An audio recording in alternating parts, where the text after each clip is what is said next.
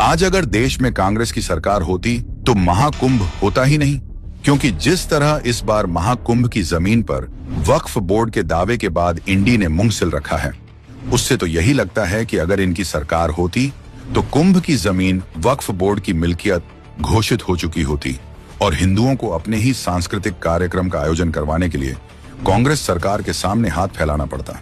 जिस तरह असुरों ने अमृत पाने के लिए लाख षड्यंत्र रचे, ठीक उसी तरह कांग्रेस और सपा की सरकारों ने सनातन धर्म को अपवित्र करने की कोशिश की।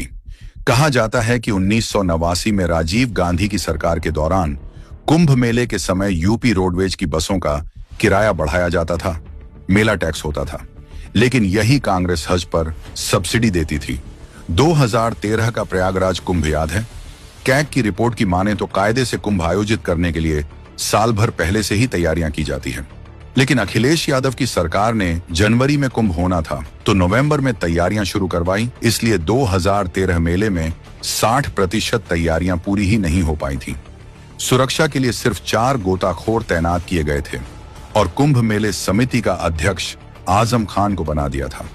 लेकिन आज यही अखिलेश वक्फ बोर्ड बिल में हिंदू की भागीदारी को गलत बताते हैं।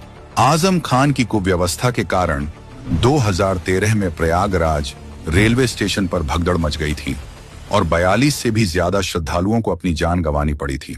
कुव्यवस्था का अंदाजा आप इस बात से लगा सकते हैं कि अखिलेश ने अपनी ही सरकार में आयोजित कुंभ में गंगा स्नान नहीं किया था। उन्होंने योगी सरकार के दौरान 2019 में अर्धकुंभ के दौरान डुबकी लगाई थी।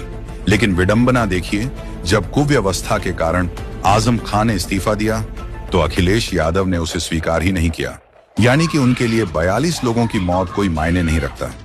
आप सोचिए, एक ऐसे व्यक्ति को कुंभ मेले का अध्यक्ष बना दिया गया था जो ना हिंदू धर्म को मानता है, न समुद्र मंथन को, न उसके लिए गंगा यमुना सरस्वती के त्रिवेणी संगम का कोई महत्व है, न वो मकर संक्रांति और मौनी अमावस्या के बारे में कुछ जानता है।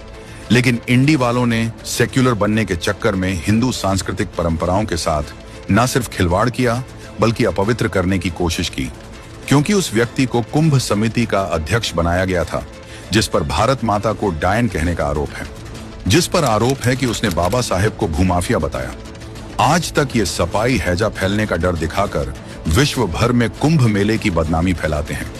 लेकिन डबल इंजन सरकार ने दिखा दिया कि अगर इरादे नेक हैं तो सब संभव है। आज हमारे कुंभ मेले की चर्चा पूरे विश्व में हो रही है। शाही स्नान का नाम अमृत स्नान कर दिया गया है।